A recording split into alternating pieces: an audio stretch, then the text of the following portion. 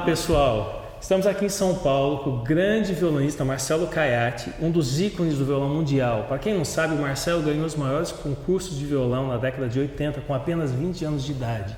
E agora ele retorna gravando para a Guitar Cope. Nós estamos aqui numa entrevista totalmente inédita para vocês. Obrigado, Paulo. Eu queria começar te perguntando sobre a sua formação. Eu sei bastante de você e você foi uma influência muito forte para a minha geração, né? Eu quando ouvi você tocar, foi no MASP, na década de 80, foi decisivo para mim, para eu seguir fazendo música e fazendo violão. Mas eu sei de algumas histórias de você, que eu vou ao longo da entrevista perguntando. Eu queria saber da sua formação, quais são os professores que realmente fizeram parte assim, vital para você tocar do jeito que você tocou tão cedo, né? Olha, tem algumas coisas aqui. Eu tive muitas influências. A primeira, óbvio, foi a minha mãe, que era pianista. Minha mãe era professora de piano, tocava em casa desde que eu era pequeno, então eu cresci ouvindo a minha mãe tocar piano. E aquilo, obviamente, teve uma influência em mim desde cedo.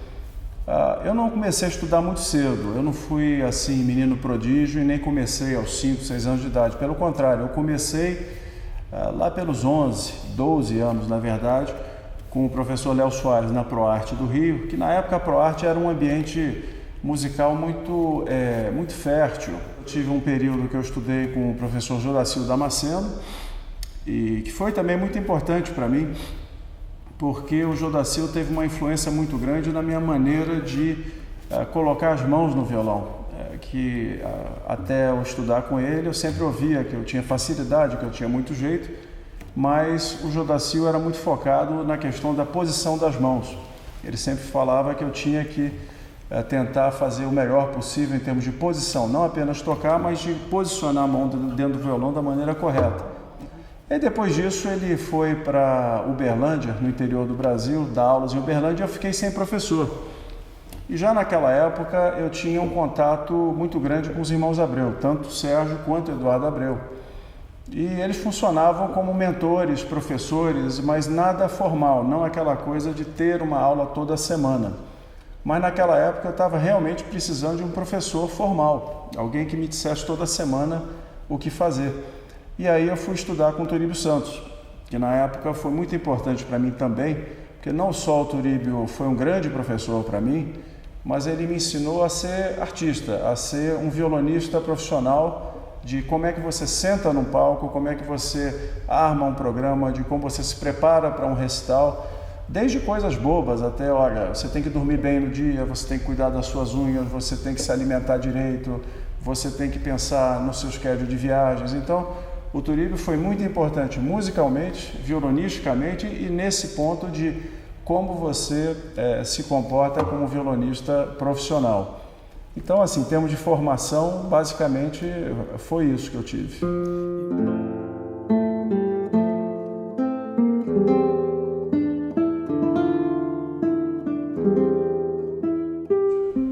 A gente tem a impressão, vendo você tocar, a falsa impressão de que é tudo muito fácil, muito natural, e eu gostaria que você falasse do trabalho de preparação que você teve, de todo o tempo que você investiu, né, para se preparar para esses grandes concursos e dar uma dica para a nova geração. Por exemplo, eu sei que você centrou muito naquele repertório específico e fez um trabalho de limpeza extremo e foi extremamente disciplinado, né? E a impressão que a gente tem vendo você tocar, devido à sua facilidade, a gente não tem ideia do quanto que você trabalhou para isso. Veja, pessoal, aqui não tem mágica. A gente pode ter talento, facilidade e certamente, eu acho que o que faz diferença no concurso é isso que você falou, é a preparação. O segredo que eu sempre tive em concurso é o seguinte: primeiro, só tocar músicas que eu tenha absoluta familiaridade, sempre evitar aquela coisa de estudar e tocar no concurso daqui a 2, 3 meses. Isso eu acho que não funciona, porque o concurso é uma situação que você está muito nervoso, você está tenso, então você tem que tocar aquela música que você conhece de trás para frente em qualquer situação. Então eu sempre programei para tocar músicas que eu realmente conheço há muito tempo. Claro, volta e meia tinha uma peça de confronto, que aí eu tinha que estudar um pouco antes, 2, 3 meses antes, mas geralmente eu tocava músicas que eu conhecia muito, que eu já tinha testado em muitos recitais, muitos concertos. A peça de confronto, que sempre tinha uma ou duas, eu fazia uma coisa, eu acordava às 7 da manhã, às vezes com sono, às vezes cansado ainda, e eu pegava para tocar a peça de confronto. Eu não esquentava o dedo, não fazia escala, não fazia arpejo, não fazia ligado, não fazia nada. Eu pegava o violão, botava no colo e começava aquela música atacando a toda velocidade. E é óbvio que não saía nada, mas pelo menos eu aprendia o que está pior, porque naquela situação é a pior situação possível. E aí, com o tempo a música começava a sair mesmo às 7 da manhã. E foi engraçado porque quando eu fui para o concurso de Toronto, a segunda rodada do concurso, por falta de disponibilidade na sala, eles resolveram que alguns concorrentes iam tocar de manhã.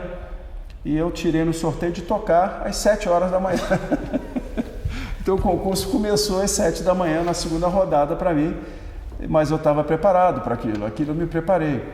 Ganhar o primeiro prêmio é um pouco de sorte também, porque às vezes você no dia acontece alguma coisa, então tem todo um pouco de sorte, uma mistura de trabalho, talento e um pouco de sorte. Agora, você tem que se preparar pensando que você vai ganhar ou chegar perto de ganhar. Porque é assim que você se prepara para vencer, porque senão você não vai ter a força para se preparar e estudar os meses que você precisa para se preparar, porque a pessoa que vai ganhar está fazendo essa preparação. Então, se você não fizer, você não vai ter chance.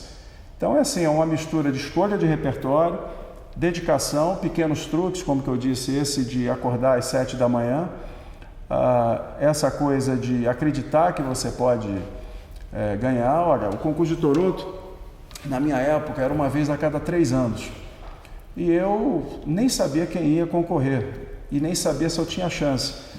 Mas eu preguei na parede do meu espelho em casa, eu botei assim: você vai ganhar o concurso. Então todo dia eu acordava para escovar o dente, eu via aquela mensagem no espelho e aquilo começou a penetrar e comecei a acreditar em mim, que é o mais importante. Então quando eu entrei para tocar, eu sabia que no fundo, eu não sabia se ia ganhar, se não ia ganhar, mas eu entrei com aquela convicção que eu tenho chance de ganhar. E isso eu acho que faz diferença. Tem uma coisa também que é o seguinte, eu tinha sempre uma coisa em concurso, eu jamais assistia os meus concorrentes tocando, jamais eu fazia isso.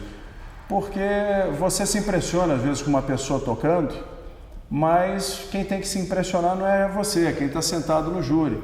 Então eu lembro que num desses concursos que eu fiz, eu estava esquentando os dedos e ia entrar daqui a uma meia hora, 40 minutos, e eu ouvi do meu lado alguém tocando o Estudo 7 de Villa-Lobos, aquelas escalas rapidíssimas, com uma perfeição tremenda.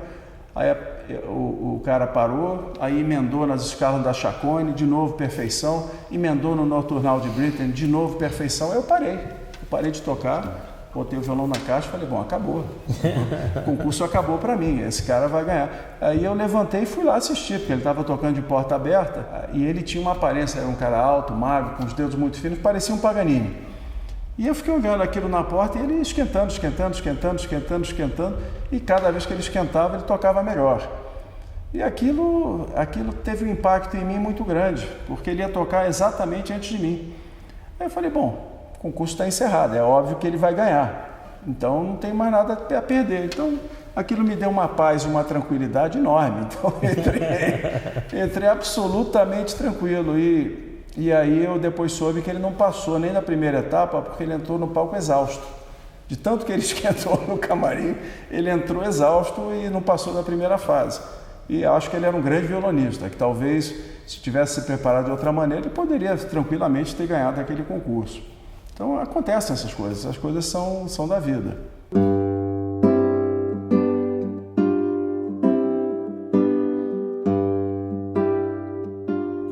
A sua arte, ela vem basicamente do som. Tem violonistas que não fazem isso. Você pode contar isso pra gente? Se você tem alguma coisa especial, polimento de unha, como é que você faz para tirar esse som tão deslumbrante do instrumento? Olha, aqui tem algumas coisas. A primeira coisa é que a minha mãe era pianista. E a minha mãe não entendia nada de violão, mas ela entendia de som. Então a minha mãe estava sempre me escutando e ela sempre falava, procure um som bonito, isso está bonito. Então eu cresci com a minha mãe me falando de sons bonitos. Meu primeiro professor, Léo Soares, na ProArte, ele toca bonito, ele tem um som bonito e ele também me colocou isso na cabeça, que violonista tem que ter som e tem que ter um som bonito. O Jodacil Damasceno tinha uma influência enorme de Segovia, era a mesma coisa, o tempo todo. Então eu não tive professores que me falavam, toque rápido, mais rápido, toma aqui o metrônomo, engole o metrônomo. Não, eu tive uma formação um pouco diferente. Os meus professores todos eram no sentido de você tem que tocar bonito, você tem que tocar com um som bonito e alto, isso forte. E eu tocava na casa da minha mãe no Rio de Janeiro, ficava num bairro, era um apartamento bastante amplo, mas era um apartamento muito barulhento. Era numa rua muito movimentada e tinha muito barulho de ônibus, de carros, E eu, maluco, não sei de onde eu tirei isso da minha cabeça, eu estudava no meio da sala, eu não estudava no quarto, porque a sala era o lugar mais barulhento da casa. Então, eu tinha ouvido, essa história parece uma coisa de maluco, eu tinha ouvido quando eu era criança uma lenda grega, que tinha um grego que foi um dos maiores oradores da Grécia Antiga, ele venceu a timidez e o problema de oratória, e ele botava pedrinhas na boca e tentava falar no mar, perto do mar, onde as ondas abafavam a voz dele. Então ele tentava vencer o mar. E eu fiquei com aquele negócio de criança na cabeça, eu falei, eu vou vencer o som da rua. Então eu me colocava tocando na sala e ficava ouvindo aquele barulho todo e ficava indo como se eu tivesse que vencer o som que vinha da rua. E a minha mãe, volta e meia, passava, não está bonito, aí eu tentava melhorar o som. Mas jamais eu busquei velocidade, eu nunca fui orientado no sentido de velocidade. E aí, à medida que eu fui ouvindo Segovia, mais aí quando eu chegava nos 18, 19, 20 anos, e também muito contato com os Abreu, aí eu comecei a pensar mais em termos de violão-orquestra, aquela história de que o violão é uma pequena orquestra onde você tem todos os sons. Então você pode desde ter um som muito doce até um som muito metálico. E você tem que saber dosar e usar isso da melhor maneira possível, seja imitando metais ou fazendo uma coisa muito suave aqui ou do lado de cá. Então, essa busca de sons diferentes no violão, para mim é uma coisa que eu escutei até numa entrevista do Girembrim. Eu acho que a graça de ser violonista é justamente isso, você buscar os diferentes sons e fechar a concepção da música dentro dessa concepção sonora do violão-orquestra.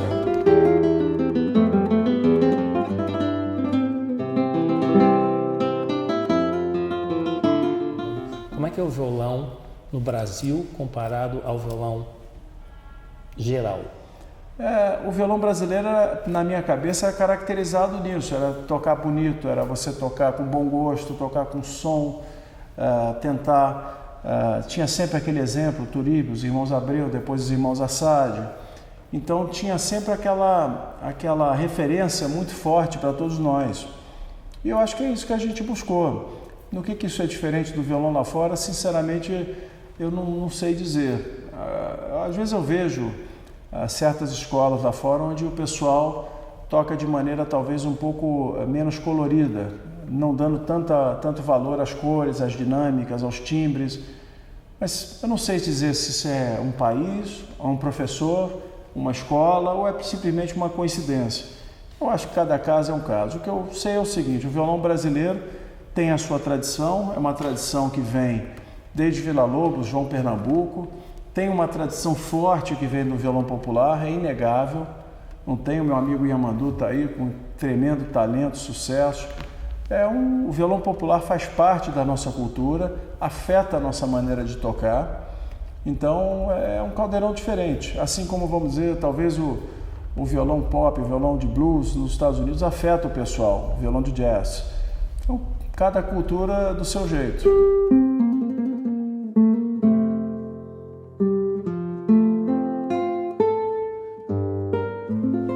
Através de você, eu voltei a usar o metrônomo, porque era uma coisa que o Henrique me ensinou, e numa conversa contigo você me disse, olha, Paulo, usa o metrônomo de maneira apropriada, vai te fazer muito bem. Seria muito legal você passar essa informação também para a gente. Veja, eu sempre estudei com muito metrônomo. Eu acho que o metrônomo é uma coisa importante, porque a minha mãe era pianista e a minha mãe era muito firme no ritmo. Ela dizia para mim, música sem ritmo não é música, é uma concha de retalhos meio sem forma, sem shape. Então, essa coisa do ritmo firme é uma coisa que eu sempre tive muito presente, que eu já herdei da minha mãe. O Turíbio tinha isso também muito presente, muito firme. O Turíbio até fazia os alunos contarem, 1, 2, 3, 4, tocando, para ficar bem firme no ritmo. Os Abreus também, eu não preciso te dizer, sempre foi... Então, assim, eu vim de uma escola muito rítmica. Agora, eu acho que depois que você coloca a música no lugar, coloca o ritmo no lugar, e se for necessário, porque o metrônomo nem sempre é necessário, você já engoliu o metrônomo, a partir dali você já sabe como a música funciona, já sabe o ritmo certo e a música está bem cadenciada, aí você joga aquele sopro a mais de vida na música, aquele sopro a mais que o artista tem que dar. Aí sim você vai estar fazendo música, mas a música tem que ser esse sopro, essa expressão, essa musicalidade em cima de uma base absolutamente precisa.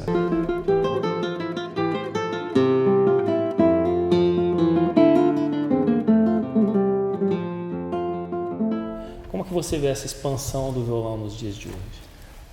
Eu acho que o violão, como tudo na vida, é uma coisa em mutação. Então, o violão, quando veio de Tárrega para Segóvia, mudou completamente. Segóvia deu uma nova ordenação no violão, uma nova ordem. Quando mudou de Segóvia para Brim, para Williams, e depois para Barrueco, David Russell e tantos outros grandes que fizeram diferença no nosso instrumento, o violão está sempre em evolução. São coisas... A gente vai evoluindo como músicos, como instrumentos. Eu acho que nos últimos anos a gente está com o risco de uma das evoluções que a gente tomou, um dos caminhos que a gente tomou, talvez não tenha sido o melhor caminho, que é esse caminho um pouco duro demais, um pouco metálico demais. Uma coisa que eu chamei no artigo que eu escrevi de tratar o violão como se fosse um piano. Claro que o piano tem muitas cores, tem muitas nuances, mas no sentido de tocar muito tudo igualzinho, tudo muito certinho. Eu acho que isso não me agrada. Isso é um caminho que eu acho que foi um desvio de rota que não está fazendo bem ao violão. Mas, ao mesmo tempo, tem muitos outros violonistas que ainda são os que eu chamo de os poetas do violão, que estão aí fazendo música, procurando fazer a música de verdade, como eu chamo, e cada um tocando do seu jeito. Eu acho que o violão está em evolução. Está em evolução, o próprio instrumento está em evolução. Tem gente já procurando novas técnicas de fazer as coisas. Eu acho que são coisas assim que mantêm a tocha viva. Eu não tenho dúvida que daqui a 20 anos, eu espero estar aqui para ver, nós vamos ver alguém fazendo coisas impressionantes, novas, que a gente hoje não fazia nem ideia. E vai ser interessante. A única coisa que eu espero é que as pessoas façam isso sentindo alegria e sentindo prazer com a música. Só isso que eu gostaria.